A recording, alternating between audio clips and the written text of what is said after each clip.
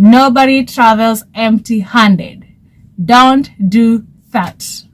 Never ever travel empty-handed, right?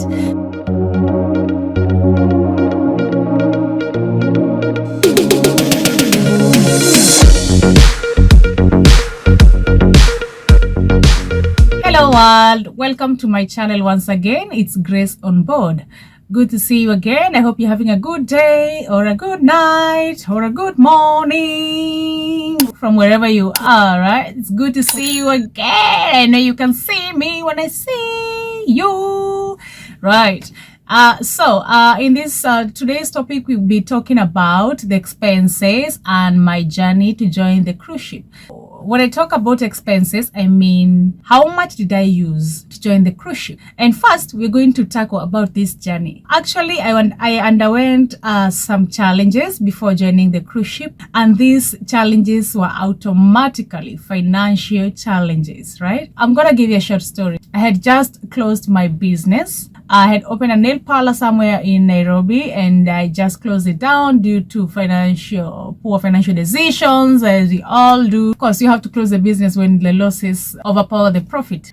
Typically, when you realize you're benefiting the landlord, not yourself. I closed my business. My business rendered me jobless. I was typically jobless, and I had to look for other alternatives to survive. It was in this day that I applied for a job in a cruise ship. By God's grace, I got the job. By God's grace, once again, he sent someone who shared the link with me, and I really applied. He was like a guardian angel sent from heaven, and he helped me apply for the job. He took me through the process. It was an amazing process, a favored one. I'm gonna tell you about it. So I've gotten this job. I've done the interview. I have passed. And what's next? What's next is submitting the documents that you are really required. Yeah, and all these documents, it's in one of my videos. I'm gonna now talk about them, including the prices. In that video, we didn't talk about the prices, so we're gonna talk about the expense, not the prices. Come on, we're not buying, we're spending on them, right? Yeah, it's like spending on the service for you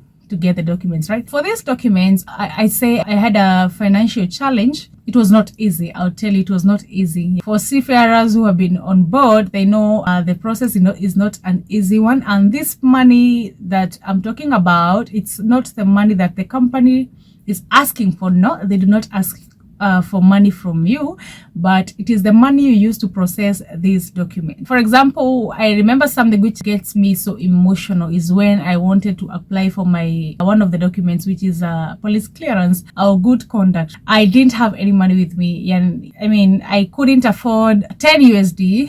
10 USD is 1,000. It was 1,000 back then. Before things got a little messed up. Now it's 150 US. I mean, Kenya shillings. I was not able to raise 10 USD, which is okay. And I thank God that I have good friends who really came through for me. I have this one friend, I'll forever be grateful to her that she had to do an overdraft from her phone for me to get that money to be able to pay for my good conduct. And along the way, like I said, I have good friends who always looked out for me.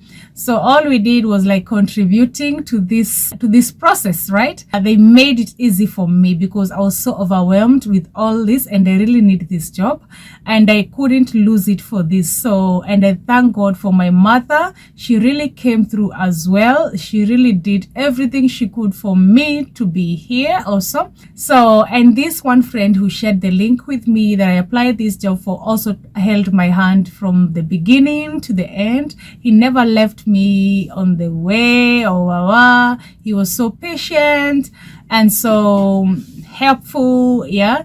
May God always bless him. It was a little bit challenge for me because I was not able to raise the money. I didn't have a job. Yeah. So at some point I was thinking of selling my laptop, selling some of my stuff, you know, but I thank God it never reached to that point.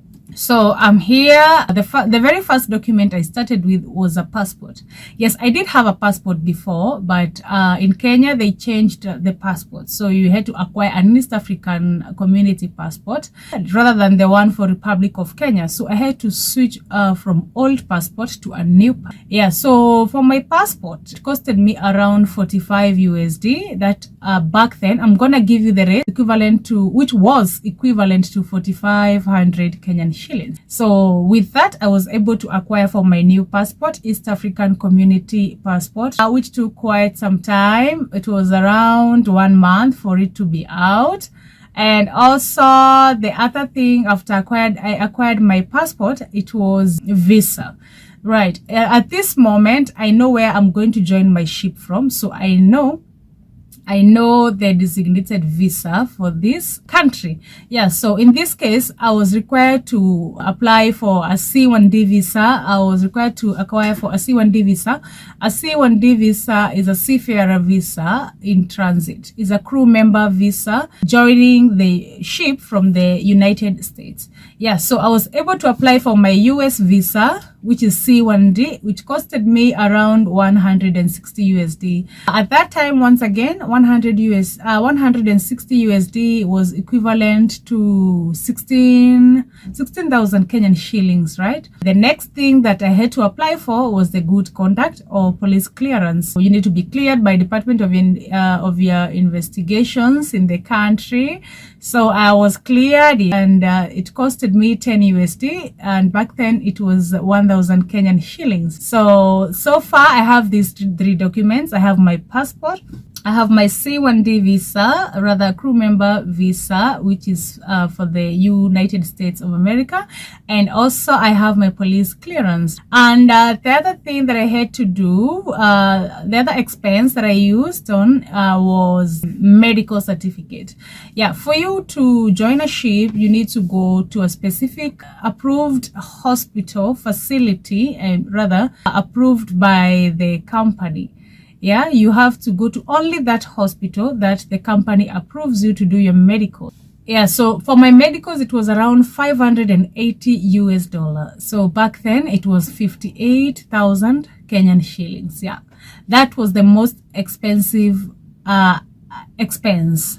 And when I checked, when I called the hospital, I was like, 58,000 Kenyan shillings. Where am I gonna get that if I'm not even able to raise 1,000 Kenyan shilling, you know? But when you leave everything to God, everything else flows. Yeah, God was so faithful, and He's still faithful to me, that He always sent guardian angel just when I think that I've reached the end. He does it again for me. And this is a great testimony to someone who is struggling to process anything that is not going through, that just stay positive, perseverance. Yeah, something gonna happen. So when you feel like you're reaching the end, actually the beginning is starting. Yeah, the beginning is starting when you're almost at your end, and in every end there's a new beginning. Yeah, so and this in this medical case, you have to go for your medical, and my results were ready in like 1 day, and then I acquired my medical certificate with me, which costed me 580 US dollars. But you have your calculator with you. I'm not good in maths, huh? I'm not so good in maths. Yeah, it's been long since I went to school. Yeah, but maybe in future I might go back to school. Who knows? The other expense that I underwent was trainings. I had to do some training online. The other training I did was STCW. Yeah, I explained in one of my videos what we mean by STCW. And that was an online training that you need to do, and you acquire the certificate still online, right? It costed me around 130 US dollars. Sorry, I have to remember these things because they happened last year actually. Yeah, so 130 US dollar, that was about 13,000 Kenyan shillings, right? Again, I didn't have money for this. One of my friends came through for me, right? And I'm so grateful to that friend, right? Yeah, so another thing that I underwent an expense was something called a seaman's book. This is a CDC book that you require after you have gone through the physical training in your maritime school in your country. So once you have acquired this, when you have underwent through this training, you are entitled to that seafarer's book. This book, once again, it looks like a passport. I showed in one of my videos, and in every ship that you go, they stamp. It's like your traveling passport in the ship. Yeah, it's called a seaman's book. For this book, for the book itself, I paid 35,000 Kenyan shillings for the training. to get that book. It's 35,000 Kenyan shillings. And also for the same book, you have to pay for $70 which was 7,000, all right? And also you have to pay for miscellaneous. I think stamp was $5, that was 500, and yeah, and some of the miscellaneous. So this is an expensive and very important book.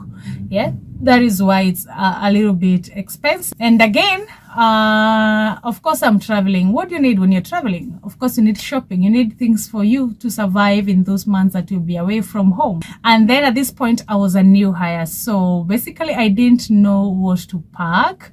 So I was just tensing, like, what do I buy? What do I not buy, right? And you know, it's girl stuff. And the person who was guiding me, like I said, was a man. So sometimes you get embarrassed to ask. Not even embarrassed, you know, men wouldn't know what a woman would want to pack, because I believe women, we are a little bit extra, right? So I didn't want to ask him, because not because he wouldn't tell me. Of course he would tell me, but I felt, no, maybe a woman would be in a better position to advise me. What do I carry? Do I need blow dried? Do I need this? Do I need this? Because I was typically clueless of what happens on board a ship. So in this case, I just bought the basics. I'm gonna do one of the videos on what to pack on your journey to board the ship as a seafarer. I'll be showing you in one of my videos. I'll do a video about that actually. Yeah, so shopping, my shopping costed me, I didn't do an expensive one because like I told you, I had financial challenges. I did shopping that costed me around $200. That was 20,000 Kenyan shillings. It was not an expensive one, but it really helped me. Yeah, it really helped me. Yeah, so some of the personal items you need, yeah, I'm gonna list that in one of my videos to show you, to take you through what you need and what you don't really need, and what is provided by the company that you don't really need to carry. You have all that, and also you need pocket money. Nobody travels empty-handed. Don't do that. Never ever travel empty-handed, right? So you still need to convert money, money equivalent to that country.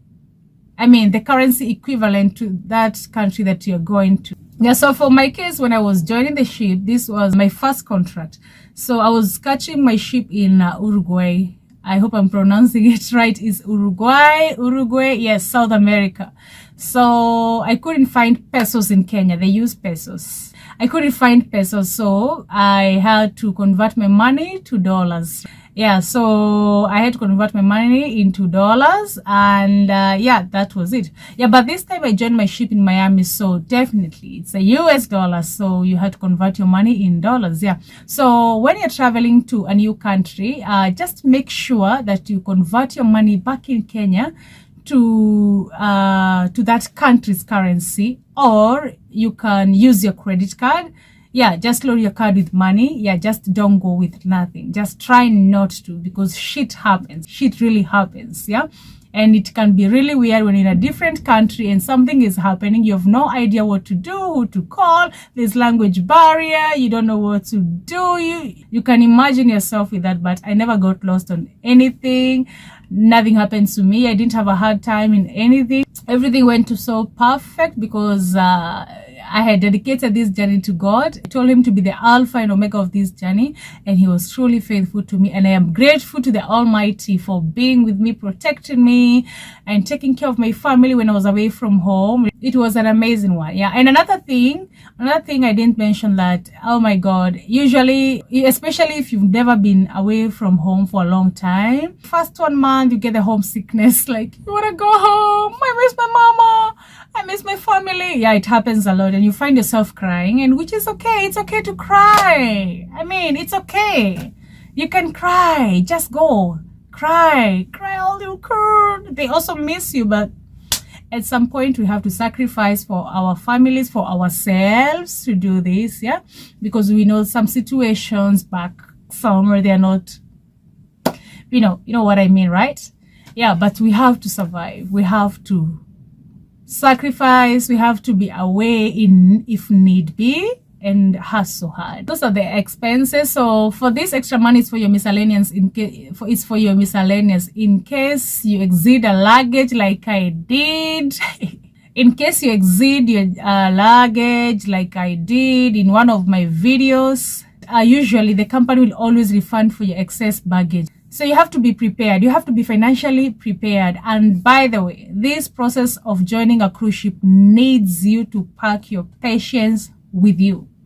You need to pack your patience, like literally pack your patience with you. Because for the visa, when you book a visa, you're likely to get a further date, right? For example, if you're assigned to join a ship in, let's say in November, if you are assigned to join the ship beginning of December and you're trying to apply for your visa, for your specific visa, you're likely to get a date, an appointment date to the visa in like January or March.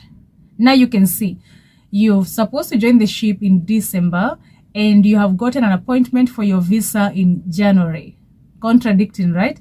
Yeah. So what happens, you can always email your scheduler and tell them that you have been scheduled your appointment on a late date, and they can always assign you to another ship or reschedule your joining date. Number two, you can always expedite for your visa. In the portal that you're applying, you can always expedite for your visa and look for an earlier date, which is not likely to happen. The slots are not usually open. So it's your lucky time. I mean, it's going to be your luck. Initially, you can do this at night. Night, you can keep checking if you can find a slot. And when you find it, grab it and book an appointment and push your appointment to an earlier date. So you need to pack your patience with it. It's not an easy journey. It's not like you get a job today, you'll join tomorrow. No, you have to accomplish all the processes. You have to accomplish all the documents. And you have to wait for you to be assigned a vessel. Yeah, because as you understand, cruise ship is a big company and they're hiring millions of people. So you're not like the only person they're dealing with.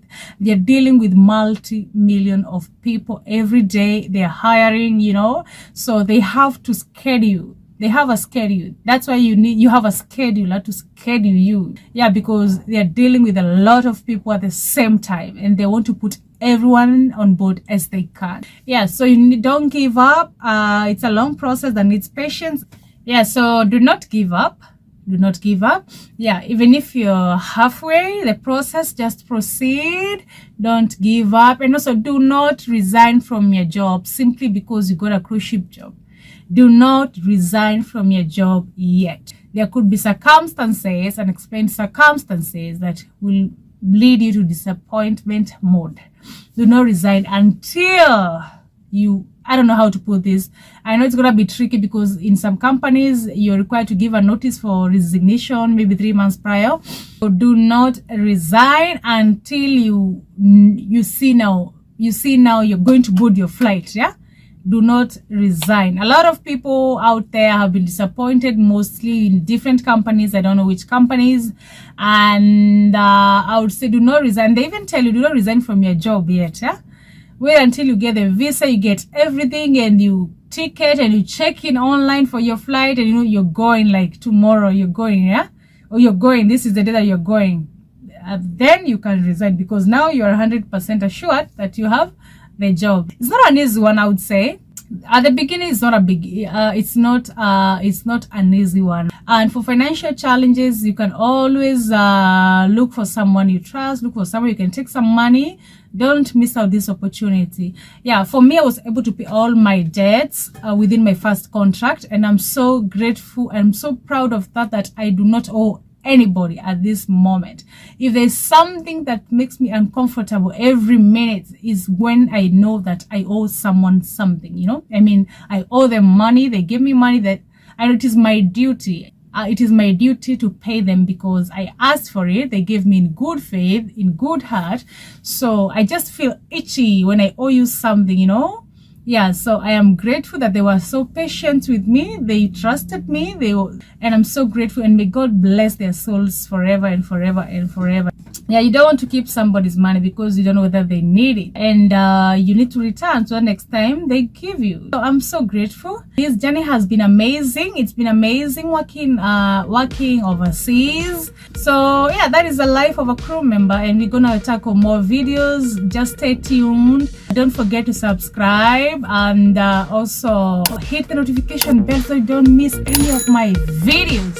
Don't miss any of my videos, please. I'm addictive, right? Well, I'm gonna talk to you later. See you on the next one. Thank you for watching, and stay tuned.